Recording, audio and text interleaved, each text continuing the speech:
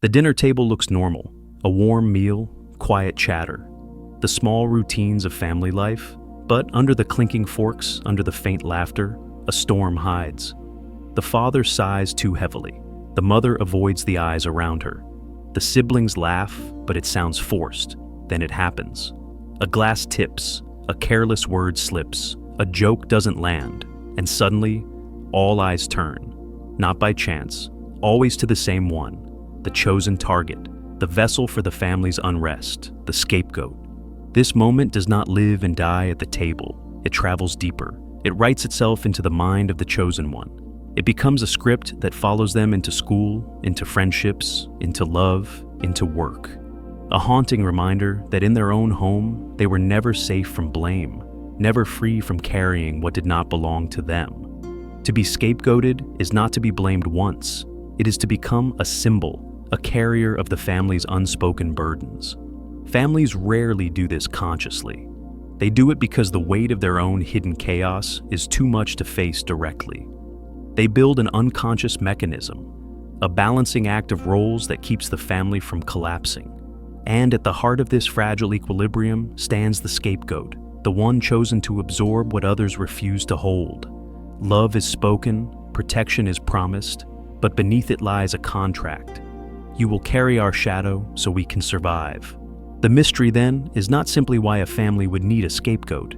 It is why the scapegoat is so often the one with the most sensitivity, the clearest intuition, the eyes that see through illusion. It is because truth is dangerous. The one who notices too much threatens the story everyone else clings to, and so they must be silenced. Not through violence alone, but through narrative, through being told again and again, you are the problem, you are the defect, you are the wound.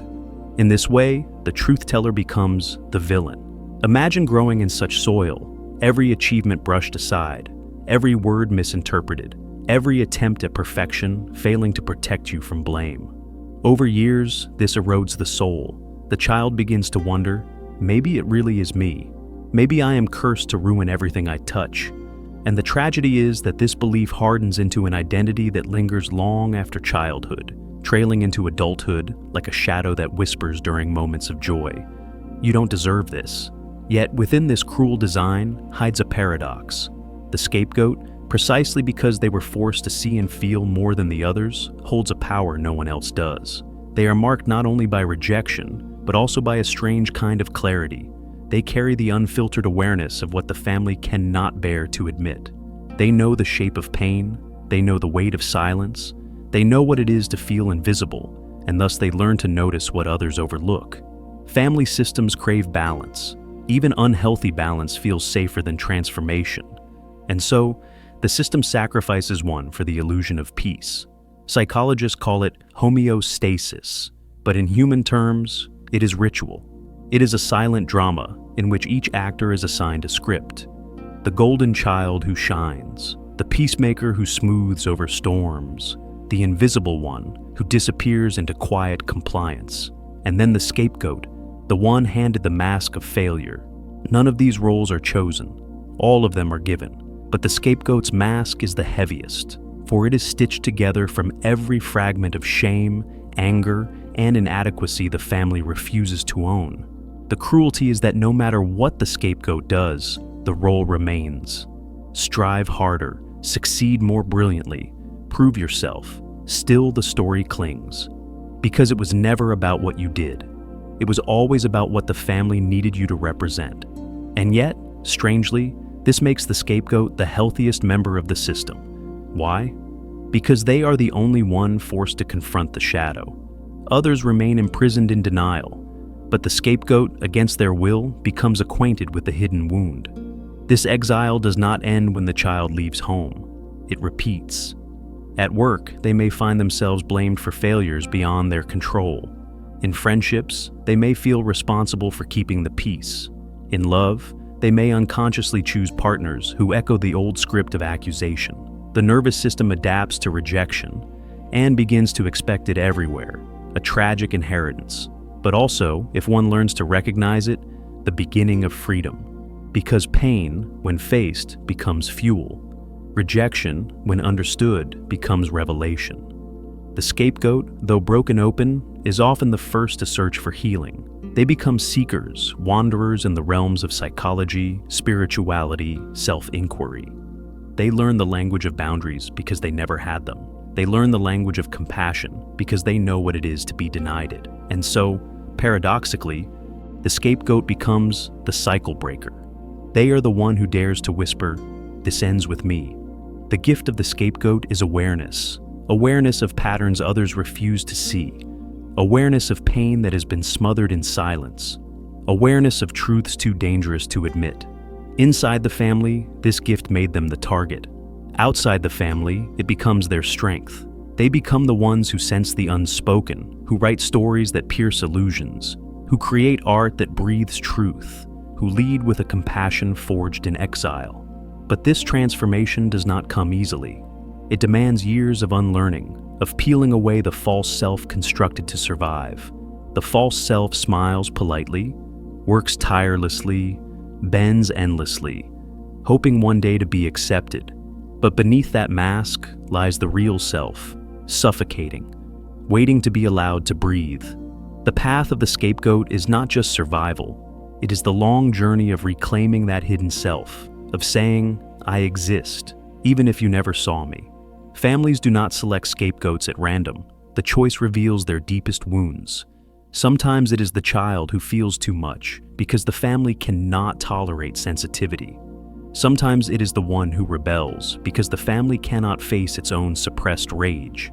Sometimes it is the honest one because the family cannot live without lies. The scapegoat is chosen not because they are weak, but because their strength exposes what others cannot bear. They are punished not for their flaws, but for their clarity. And here lies the deepest irony. The family calls them the problem, when in truth, they are the reflection.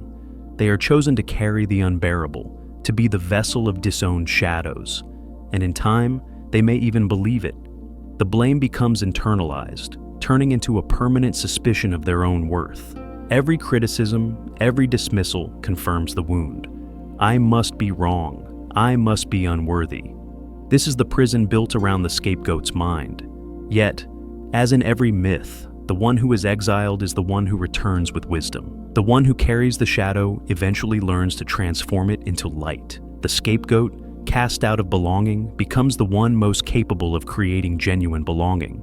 They become the ones who build relationships without masks, who refuse to pass down the same wounds, who can look directly into the darkness and say, "I see you, and I will not let you control me." This is the strange alchemy of suffering, that what was once unbearable can become the very source of strength. The scapegoat, burdened with rejection, becomes resilient. Shaped by invisibility, they learn to see what is hidden. Wounded by silence, they discover their voice. And though the journey is painful, though it requires grief, anger, and years of unmasking, it leads to something the others may never find: freedom. Because to be scapegoated is to be forced into exile. But exile is the birthplace of transformation. Every myth tells this story. The hero cast out, wandering the wilderness, returning not broken, but remade. So too with the scapegoat. Their exile is not the end. It is the beginning of becoming. You were never the problem. You were the possibility. And the greatest weight you ever carried, the weight that was not yours, can now be set down. When you release it, you do not just free yourself. You break the chain for generations to come. You show that blame can end, that silence can be shattered, that even the one most rejected can become the one most awakened. You were scapegoated not because you were weak, but because you were strong. And now, in the quiet of your own awakening, you hold the power to turn the family's shadow into your own light. The wound of the scapegoat cuts deep, but hidden within that wound is the seed of transformation. The years of being blamed, rejected, and silenced are not erased overnight. They leave echoes that whisper in moments of doubt, that appear when joy feels too fragile, that resurface when trust feels too risky. Yet slowly, through awareness, those echoes lose their hold. The scapegoat begins to see clearly that the story written about them was never the truth. It was survival dressed as judgment, denial disguised as morality, fear wearing the mask of authority. And when that realization sinks in, the chain breaks. For For the first time, they can look in the mirror without seeing a distorted reflection. They can feel anger without drowning in shame, grief without collapsing into despair, desire without fearing it will be taken away. They begin to reclaim what was always theirs, their voice, their intuition, their right to exist without apology. And in doing so, they no longer carry what was never theirs to begin with. The burden of the family shadow falls away. This is the quiet revolution of the scapegoat, the decision to no longer be defined by a role imposed upon them, to step out of the script written long before they were old enough to resist it, to build a life not on the fragile approval of others, but on the unshakable truth of who they really are. And as they rise from exile, something extraordinary happens. The same sensitivity that once made them a target becomes a gift. The same honesty that once silenced them becomes a power. The same exile that once broke them becomes the ground from which they grow their freedom. They are no longer the family's mirror. They are their own flame. And that flame, once hidden beneath years of projection and blame, now burns as a light others can see by. A light that says, you do not have to carry what is not yours. You do not have to live inside the prison of someone else's denial. You do not have to be what they told you you were.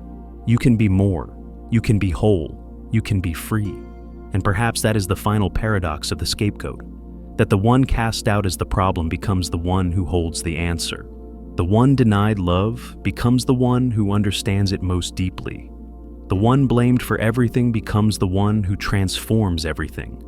Their destiny is not to remain broken under the weight of a role. Their destiny is to walk out of it, carrying only what is real, and in doing so, to embody the possibility that every shadow, when faced, can become light.